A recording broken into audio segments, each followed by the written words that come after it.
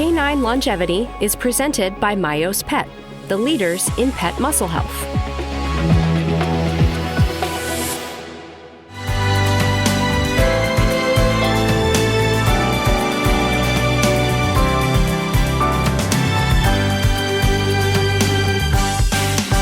Hey, this is Dr. Sherman Knapp with Canine Longevity, and we're here with Dr. Butera, and we're going to be talking about all things biomarkers, inflammation in dogs, and health span and longevity.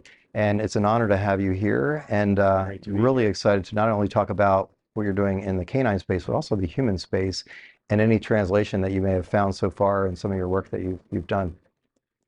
Great to be here. So if you can start by just telling us a little bit about first yourself, and what you got into this, how you got into this crazy field, and then what led you down the path, human and also veterinary. I'd love to learn a little bit about that. Yeah, well, about myself, obviously I'm a veterinarian, graduated from the University of Missouri a number of years ago. I did my internship in Missouri. Ah, very good. Had a strong interest in horses at the time. Also have a master's work in equine anesthesia, so I was an assistant professor at Tufts University for 2 years teaching the third and fourth year vet students. And then I did large animal practice, equine practice for a number of years, and then got very interested in small animal medicine, in which case I started practicing there, set up a practice, did that for about 10 years with a number of doctors, so all my practices were multi-doctored. And then in 2000, I became very interested in corporate medicine, and consequently I got involved in corporate medicine, eventually sold my practice there. And then in 2003, I was one of the co-founders of Pet Partners. Pet Partners was a consolidator, and we acquired about 65 veterinary hospitals, of which 5 or 6 of them are large specialty ER hospitals. And I was the chief medical officer of about 650 veterinarians, so I got schooled as to how veterinarians can be influenced and managed and guided through their daily chores. So we did that for about 15 years, and we had about 3,500 employees. It was a large group. And we sold our Pet Partners group to the Mars family in 2016. And then I worked at Mars for 5 years in different divisions in business development.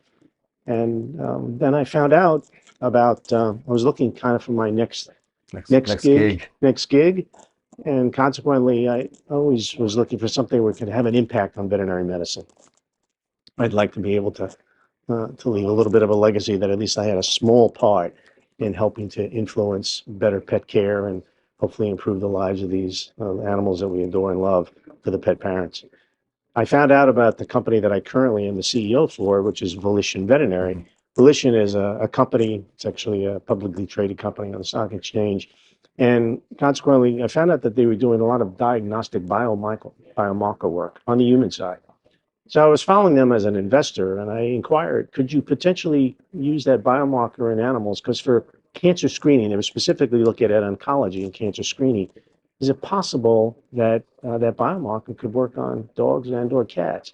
I said, we haven't looked into that. He said, well, that'd be something might do, because it's an unmet need in veterinary medicine.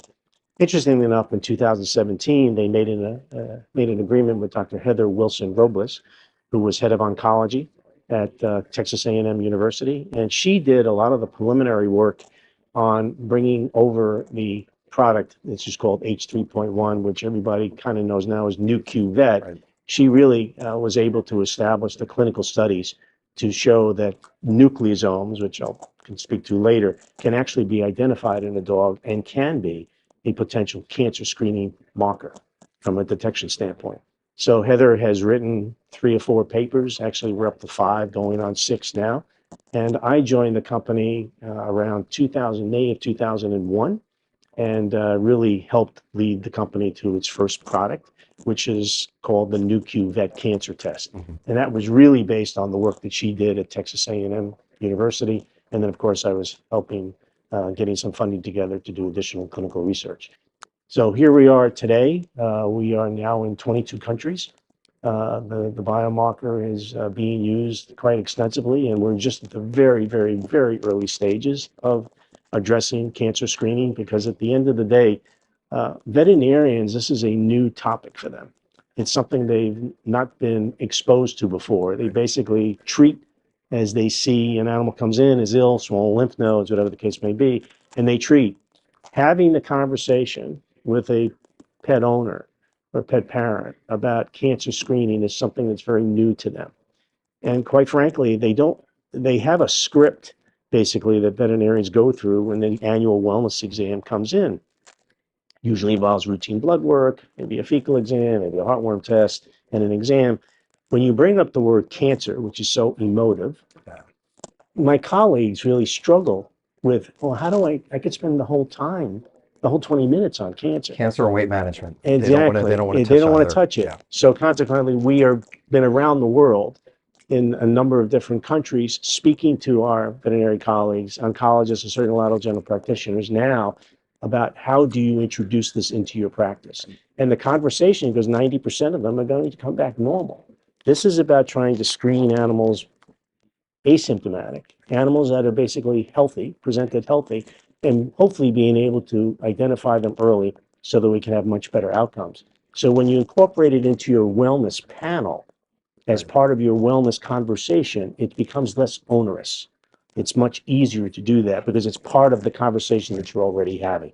And that's what we're talking to them about. And it becomes a lot more comfortable for them because, you know, as we know, dogs over 7 years of age, 50% of them die from cancer on an annual basis. 6 million alone in the United States alone in terms of dogs a year. So it's a conversation that needs to be had. The numbers of dogs having cancer is staggering in the US alone on an annual basis. And if we can save some of these guys early, that's what this cancer early detection is all about. So we've been getting a lot of traction because our test, and I can go into more about the test if you'd like me to. Oh, absolutely. Now, Yeah. the test is really a simple blood test.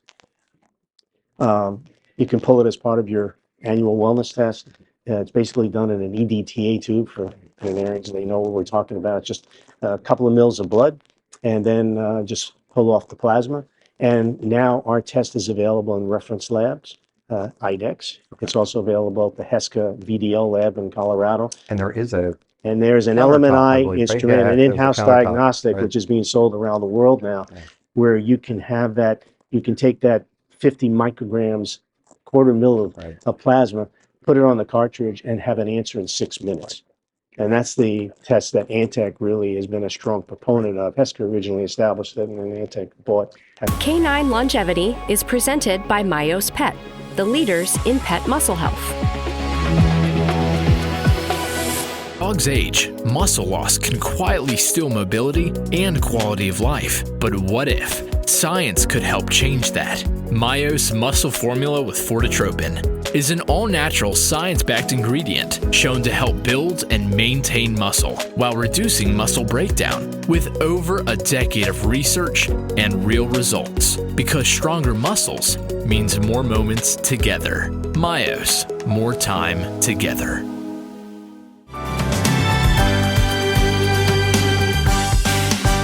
So is it, if a veterinarian's interested in having that in their lab, they're wanting to have this as part of their annual screening, do they reach out and then purchase, or is it where they sign a contract and they're able to obtain the machines? Like a lot of them where generally they have speaking, a it's a contract? prescriptive situation, Okay, subscription perfect. model, where they bring the model in, they have to do a certain number of cartridges monthly. per But contract. the LMNI Plus also monitors 5 other chemistries in What are they? additional to Nuke. T3, T4, cortisol, progesterone, and I think TSH as Which well. is all part of and the wellness CRP, package, which is a all- huge and part of the CRP, wellness which is package. part of the Yeah. wellness package. So NuQ really kind of fits into that nicely. So Yeah. they have other options that they can use in addition to having a cancer screening test. Right. It's fantastic. So the big challenge we have as far as sensitivity. So cancers, osteosarcoma, lymphoma, hemangiosarcoma, where are we at as far as the types of tests or the sensitivity of the ones that we're looking at? Yeah. Which are the most sensitive, which seems to be the least sensitive? I have giant breed dogs, so the osteo is very near and dear to my heart. And at what age do you recommend they start screening? Because we see some juvenile sarcomas. We see, obviously, as the black and tans, we worry about the hemangios as they get older and older. But what is your recommendation as an annual, and at what stage do they start testing? Yeah, multiple questions, so I'll try to answer them all for you. This is a liquid biopsy test. So obviously blood is a liquid that's formed. So consequently, by doing that, the highest predisposition in terms of sensitivity and specificity is for hemopoietic diseases, vascular related diseases. So we have a very high detection rate I think it's close to 77% for lymphoma. And for hemangiosarcoma, we're at 82% detection rate. And we also have a specificity, which means false positives for those in the audience, is 97%. So it's very small that could potentially come back erroneous. Consequently, the reason when you get into solid tumors, we have also done studies. There was a clinical paper that Dr. Robles did, which had mast cell tumor sarcomas in there. Histiocytic sarcoma is also a vascular disease, so we have good detection with that. But some of the solid tumors that you're looking at with melanoma, we have about a 62% rate. But the other solid tumors in particular, you bring up osteosarcoma. Osteosarcoma is around 35% because, again, usually if it's presented in an ankle and it's a bone lesion, if it becomes metastatic, then our test is going to pick it up. But if it's localized, we have a poor capability. So this is really a hemopoietic disease. The other interesting part is, as you well know, Sherman, too, lymphoma and hemangiosarcoma make up about 35% of what we as veterinarians see on an annual basis. It's also about 70% of what we treat. So it's a big deal, you know, having high detection rate and high specificity with those two diseases. We are working on other potential indications where we can improve that with reference to solid tumors. But at this stage right now, it's predominantly focus is bloodborne disease in terms of cancer. No, very good. The concern is always the false negatives and the false positives. I know the Pathfinder study that they have in humans, one of the things they do is screen you very, very closely to say, hey, if this comes back and we believe we find something, and we go on that hunt, all of a sudden, but you may not be carrying that, you know, that profile. So it's a little concerning there. So back to at what age would you recommend? So they're coming in and say a pet parent comes across this on social media or they hear this on a podcast and they're very interested, but their veterinarian doesn't currently work with that lab or work with your team. How would they go about making this happen? So I'm a pet parent. I say, oh, wow, this sounds great. I'm a golden retriever, 7 years old. I want to stay on top of this. But there are general practitioners and someone that's actively, you know, pursuing these types of activities. What would they do? Yeah, I mean, Nu.Q is gaining quite a bit of notoriety, both here in the U.S. as well as internationally. So, I mean, there's a lot of people today that, you know, when I mention my name, they go, oh, Nu.Q. So because we've been educating for the last 2 to 3 years. So it's not a household name yet. And it's really, our work has been predominantly done with veterinarians and educating oncologists and GPs. We have done very little work in terms of educating the pet parent. So if in fact they came in and were asking about, I'd like to run this cancer screening test, Nu.Q, do you have it? Generally speaking, someone on that staff is probably going to know about it. And maybe, hopefully, as pet parents learn more about Nu.Q and in cancer screening, then there will be even a wider uptick of veterinarians and our colleagues starting to utilize the test. The interesting part about this is when they ask about Nu.Q and they get kind of I haven't heard about that. It's really more of an admission of guilt that they really should know about it, but they have been caught indirectly. And, you know, I know that when launching new products, after you have gone to your colleagues first, which is where you have to go first, then pet parents and the consumer needs to know about it so that they can put additional questions and response to them. It's also important too, one of the biggest things that we talk to the veterinarians about is this is a screening test. It is not a diagnostic test. And it's important for that differentiation. And what really seems to resonate, and I'll get to the dog ages in a second, what really seems to resonate is just like a gentleman goes for a PSA test, or a woman goes for an annual mammogram, those are screening tests. And they are indications that something is there or a level has gone high, which means additional diagnostic work should be done. So it's really important. That's why this is done on healthy dogs. The age predisposition, to answer your first question, basically it's set up, dogs over 7 years of age is really the ones that you should be doing this at least biannually. You really should. And quite frankly, if they get up to 8 or 9 years of age, where 50% of them are going to pass because of cancer, probably even 3 times a year. Right. Because cancer can come on, as you all know, pretty Yeah, quickly. yeah. So, but there are about 30 predisposed breeds. We know who they are. Unfortunately, many. I have 3 labs myself: Labradors, Golden Retrievers, Bernese Mountain Dogs. Unfortunately, we've had the unfortunate task of putting many of them to sleep before their time. We really recommend that at least at 4 years of age, they start to be tested. Once you get, because our test is very affordable and is accessible, and you can get a quick answer with it, and many of the clients that come in with those predisposed breeds, when you get the first test, they start asking you to repeat it every 6 months because they remember the dog that they lost or the friend's dog that they lost. I mean, in my case, we lost a couple of Goldens from lymphoma as well. Right. You remember those things. So started as early as 4 years of age, hopefully biannually on those predisposed breeds, which there's a lot of them. And then, of course, dogs over 7 years of age. This segment of Canine Longevity is brought to you by Equiseer for Dogs, combining light therapy, infrared, and neurostimulation to help support canine comfort and movement.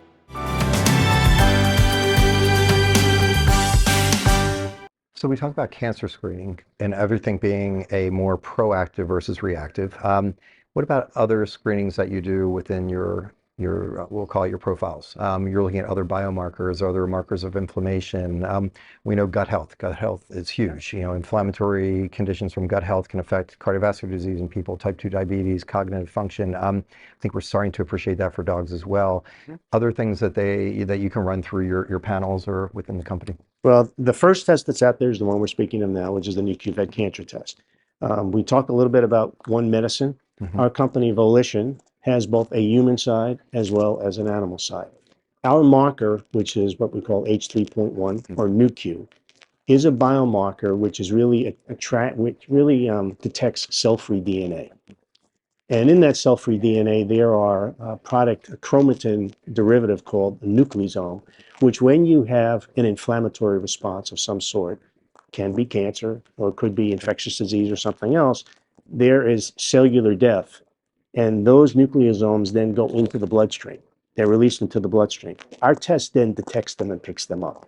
So consequently, our test, the initial test, and I'll get into some of the other ones that we're getting into. Our test initially is picking up in those healthy animals. If you get a high Nu.Q come back in that what appears to be a healthy animal coming in for that annual wellness test, indications lean towards cancer because it's basically a healthy animal.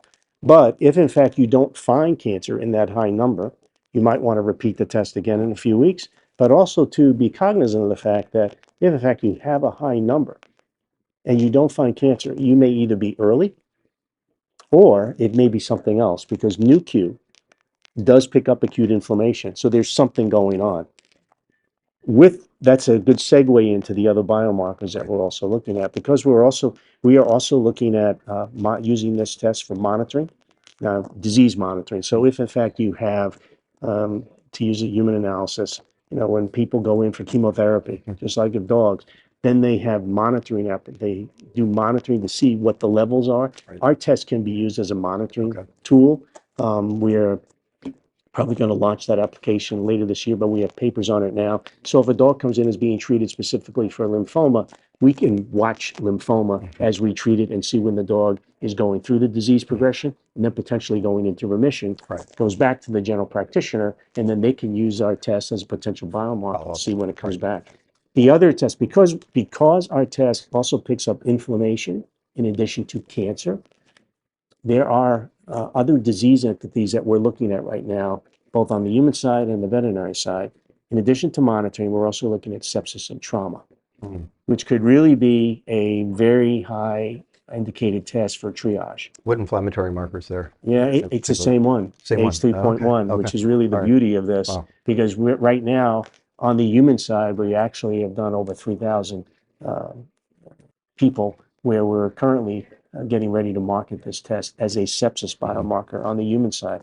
We are currently running clinical studies with sepsis and trauma on the veterinary side in clinical studies right now. So that's hopefully we'll have some papers on that by the end of 2025. That could be a triage test. And for example, even for a general practitioner, I call it 5 o'clock disease. 5 o'clock, we're tired, the staff's tired, and the vomiting dog comes in at the end of the day. right? And you go, okay, doctor, you gotta do something here. So you're saying to yourself, do I hospitalize it? Do I treat it? How bad it is? It's very possible that if they have an LMNI plus, that in-house diagnostic, they may be able to just pull our test and get an indication, oh boy, this is really high. You really We're need to turfing. go to the Yeah, emergency we're turfing room, you. Yep. or maybe let's give it some fluids, or we can come back tomorrow. So it could really be a major triage test for general practitioners, and certainly your critical care people and your ER docs and your internal medicine people are going to potentially use this as an in-house diagnostic. So we can sepsis and trauma can lead into obviously infectious disease and a number of others, but there's out of the same biomarker, H3.1, there are multiple applications that we're accumulating clinical data on where this test could be used. Can we speak to the pet parents at home that may be listening to this saying, whoa, I have a golden retriever, 9 years of age, I want to get on this. What's it cost? We're looking at screening potentially minimum once a year, if not every couple, at least every quarter, if not, 6 months at least.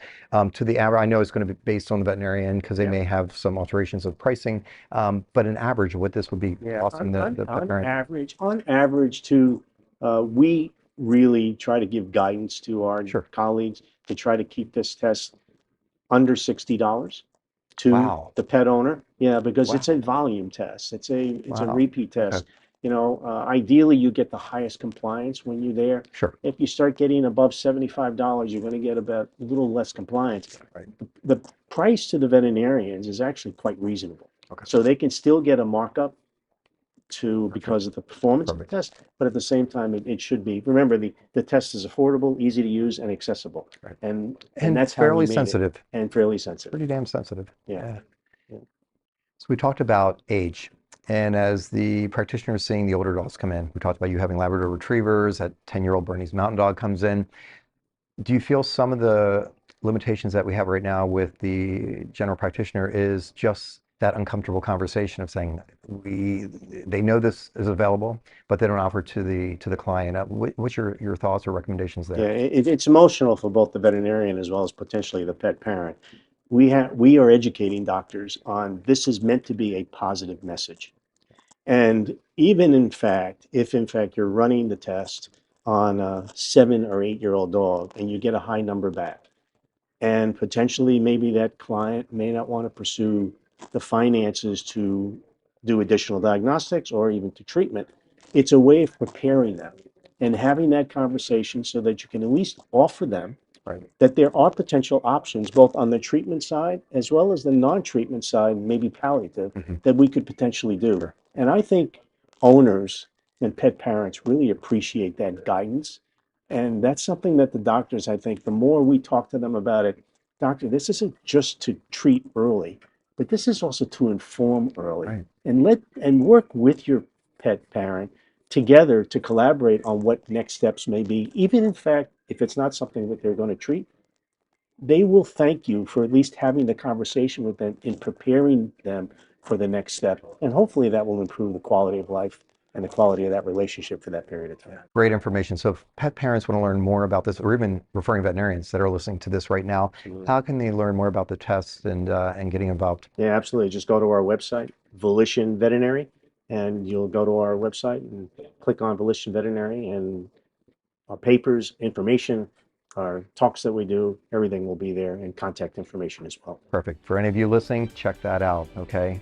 Dr. Canap with Canine Longevity. Again, remember, it's about your pet's health span, not just lifespan.